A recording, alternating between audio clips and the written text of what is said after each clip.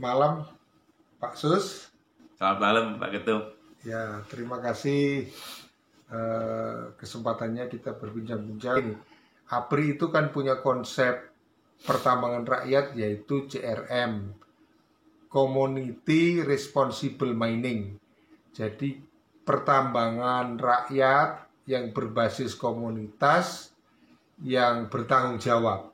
Jadi mulai dari penambangan sampai hilirnya nanti untuk membuat perhiasan dan sebagainya. Khusus untuk pengolahan Pak Sus, menurut Pak Sus itu pengolahan yang bertanggung jawab itu seperti apa? Secara prinsip kami akan memberikan suatu pola yang komprehensif. Apa sih yang namanya bertanggung jawab?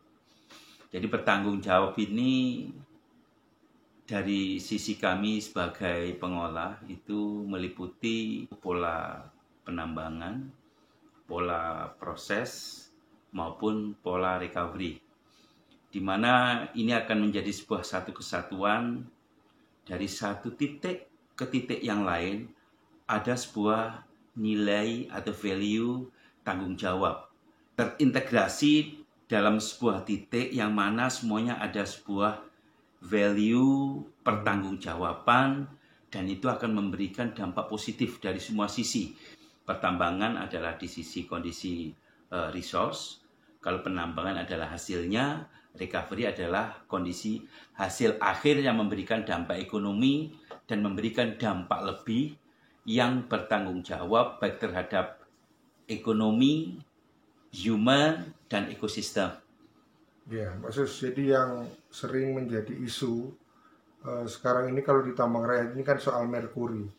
Menurut Pak Sus, apakah sebenarnya totali bisa ditinggalkan merkuri itu?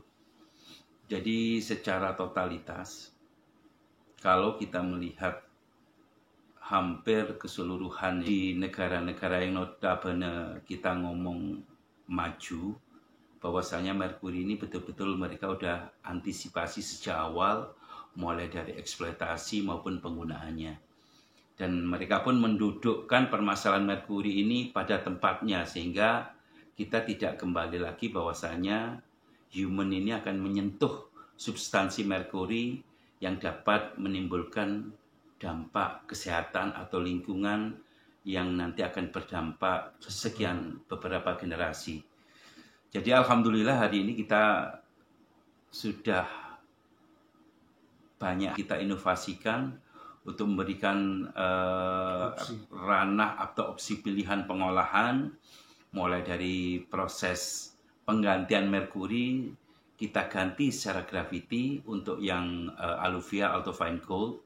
Kemudian untuk primary kita pun sudah kondisi menginovasi bagaimana yang namanya NaCN yang notabene adalah yang selama ini ya kita termasuk negara tetangga Filipina, Malaysia, Vietnam, Thailand masih. Enggak, pertanyaan saya tadi sebenarnya 100% bisa ditinggalkan apa tidak merkuri? Jadi secara prinsip vision kita, keinginan kita ini sangat-sangat bisa ditinggalkan. Jadi intinya sangat bisa ya. Sangat bisa ditinggalkan. Dan harus bisa. Ya, benar. Nah, kemudian kan kalau rekomendasi pemerintah itu mengganti merkuri dengan sianida. Menurut Pak Sus yang mengikuti perkembangan teknologi, apakah ini tidak ketinggalan zaman? Karena saya dengar di beberapa negara sebenarnya sudah justru melarang sianida gitu. Ini sebenarnya merupakan sebuah opsi. Tetapi seharusnya kita lebih komprehensif mengkaji bahwasanya apa yang namanya merkuri, sianida ini adalah merupakan sadar atau tidak kita mengetahui bahwa ini adalah memang Racun. Berbahaya dan beracun. Jadi seperti contoh ya, bersyukur saya ke Cina itu mulai tahun 2003, 2005, 2010, kemudian 2011, 2013, sampai 2014. Jadi saya sudah melihat bahwasanya untuk kimia dasar di Cina. Jadi mulai tahun 2010 totalitas mereka udah mengganti apa yang namanya proses cyanida itu dengan proses dengan dasar urea. Tetapi karena mereka ini produk kimia dasar mereka sangat besar dan China sendiri sudah menyatakan perang melawan kondisi merkuri dan cyanida.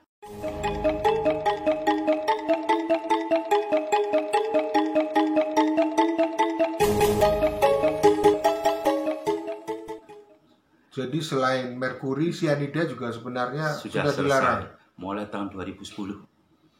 Sehingga mereka berlomba-lomba bagaimana menciptakan, bahkan pada saat itu kita juga ikut berlomba juga bagaimana bisa merecover lebih cepat, lebih baik, sehingga mau nggak mau jadi produk mereka yang ada saat ini, karena ini menghasilkan devisa bagi China, ya lebih baik diekspor ke negara-negara tetangga.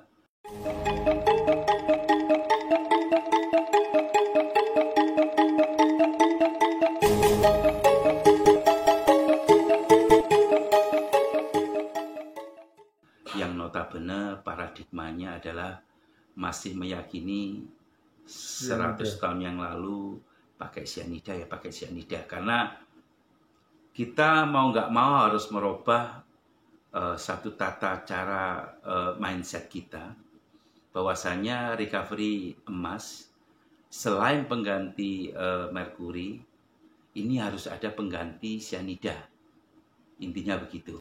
Jadi secara prinsip kalau kondisi ada dua sisi, satu adalah oral, satu adalah masalah inhalasi atau pernafasan kita. Kalau secara oral dengan per kilogram berat badan kita dengan 1 miligram 0,56 sudah cukup letal ke dalam badan kita. Semua bahan kimia memang berbahaya, tetapi untuk yang ramah lingkungan ini, ya seperti halnya ada garam, kalau kita makan sekilo yang samalah kayak begitu kolaps. Tetapi semua ada suatu tata cara aturan bahwasanya tingkat toxicity ini bisa kita baca di yang namanya LD50.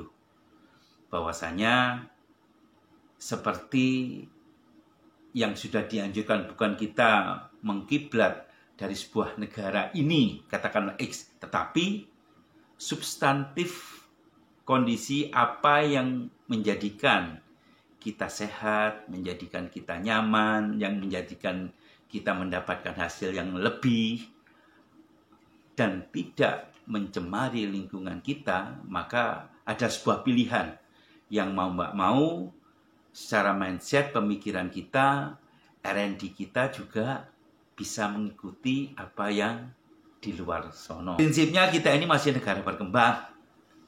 Kenapa nggak mau dengan negara maju? Namun mindset, pemikiran untuk proses, kenapa harus pakai cyanida? Coba overview lagi. Cina mulai tahun 2010 udah meniadakan cyanida, tidak boleh dipakai secara langsung, dan itu hukumannya adalah 30 tahun penjara. Bagaimana mengolah emas ini bisa sehat, tidak mencemari, nyaman, dan komunitas kita semuanya aman. Itulah yang namanya sebagian daripada responsible atau tanggung jawab kita.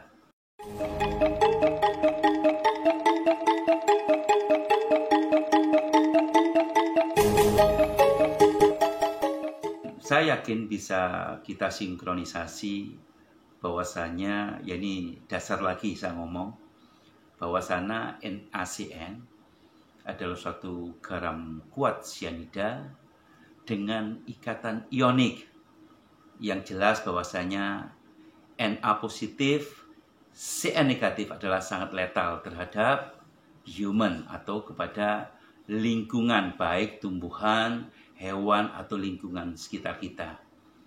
Tetapi dengan adanya perubahan dari base urea ini yang merupakan substantif pemanasan urea, sehingga akan membentuk apa yang namanya asam sianurat.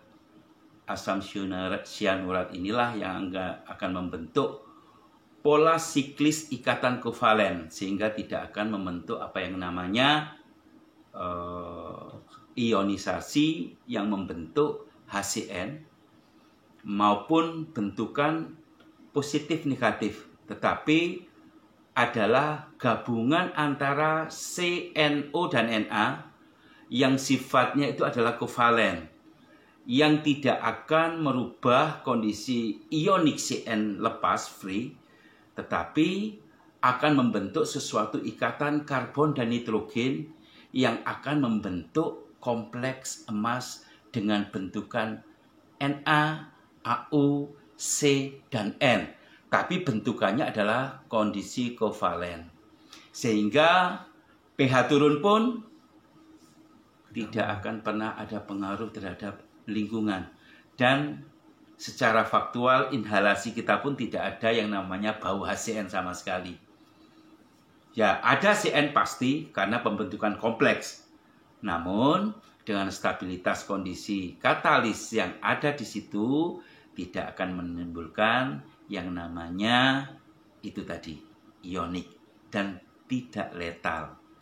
Itu kira-kira untuk Jadi secara kalau kita sebut non toksik itu toksit keseluruhan apa bahan kimia, baik bahan kimia garam NaCl itu juga toksit sebenarnya, tapi tergantung berapa banyak kita mengkonsumsi. Semua bahan kimia toksit. termasuk yang namanya food grade ya. Ya, gula aja sama kan begitu Pak. Ya, termasuk nasi ya. Nasi termasuk.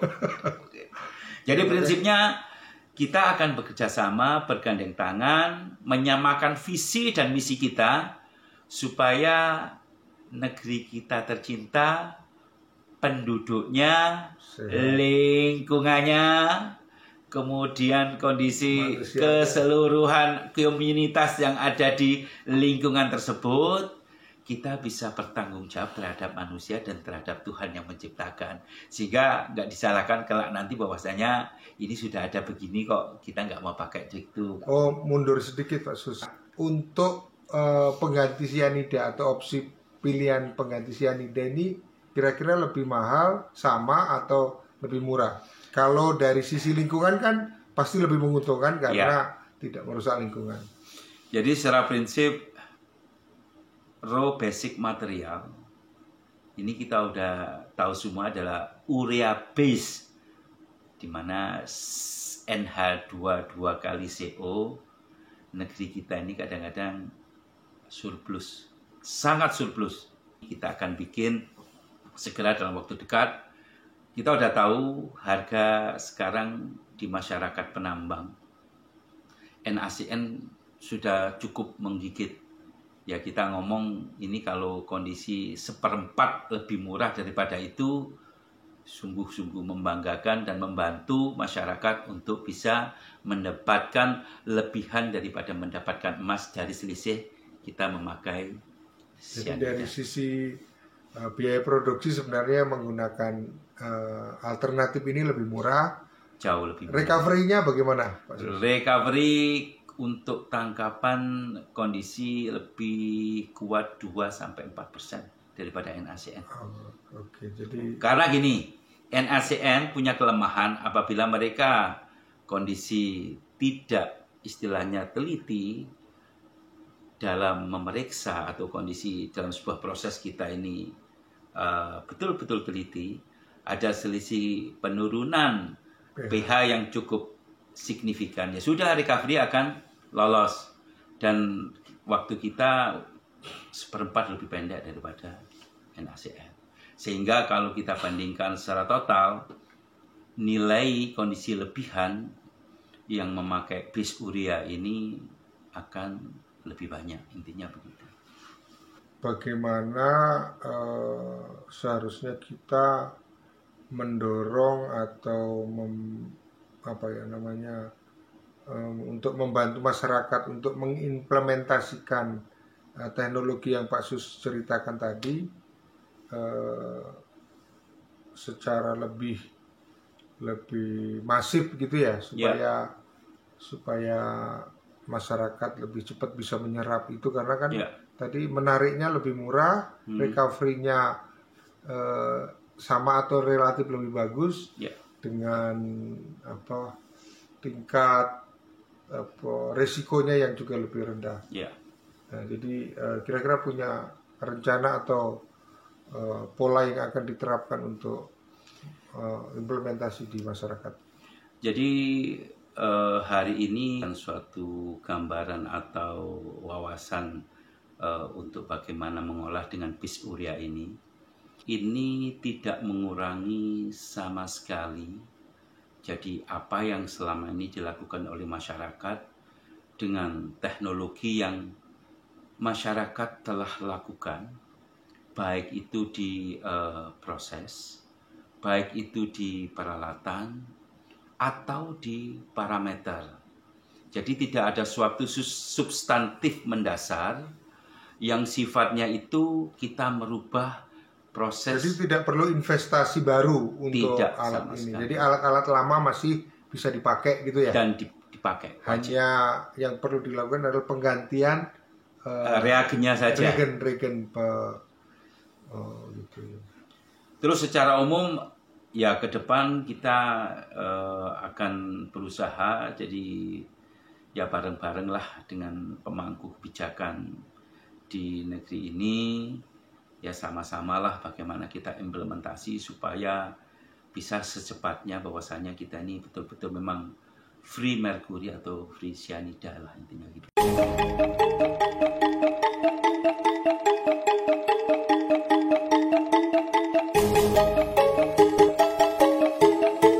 Jadi intinya kalau kita simpulkan sebenarnya yang kita takutkan bukan hanya merkuri tapi juga cyanida ya. Iya benar. Jadi environmental tetap kondisi apa yang dibuang ke lingkungan itu semuanya berdampak.